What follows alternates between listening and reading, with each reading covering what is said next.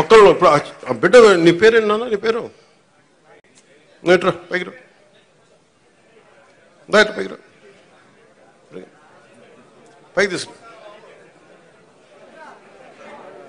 ఏం పేరు నీ పేరు? ఏం పేరు నీ పేరు? నేను చాలాసార్లు నా గొల్లపురాలకు వచ్చినప్పుడు కూడా చిన్నపిల్లలు దొరుకుతారు. ఏంటో మంది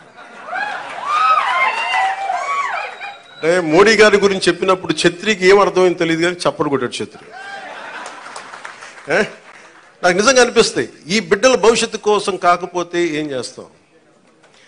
ఇప్పుడు నేను రక్షిత మంచినీరు వీళ్ళకి ఇవ్వగలిగేది ఏముంది? కనీసం తాగడానికి మంచి నీళ్ళు ఇవ్వగలగాలి, మంచి చదువు చెప్పించగలగాలి. వీళ్ళకి ఏం చేయగలం? వీళ్ళకి కనీసం వాళ్ళ అవసరాలకు కానీ, వాళ్ళు చదువుకోవడానికి కానీ, హాస్పిటల్స్ కానీ, వైద్యం ఏదైనా ఇబ్బంది వస్తే హాస్పిటల్స్ కానీ, చదువుకోవడానికి బడి కానీ. నేను చెప్తాను 2047 చంద్రబాబు గారు ఇదే అనుకుంటున్నాను. చంద్రబాబు గారు ఇదే చెప్తా ఉన్నారు, అద్భుతంగా రాణించాలి, భారతదేశం should become number 1 in the world అని. మోడీ గారి కోరిక అదే. ఆ కోరిక నెరవేర్చాలంటే మనం ఈ తరం కోసం పనిచేయాలి.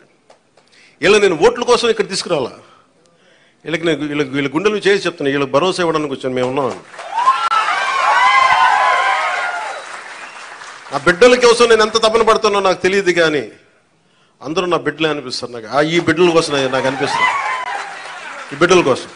ఇక్కడ మీకు మాట ఇస్తున్నా, నేను ఒక తరం కోసం కాదు, 2 తరాల కోసం పనిచేయాలి.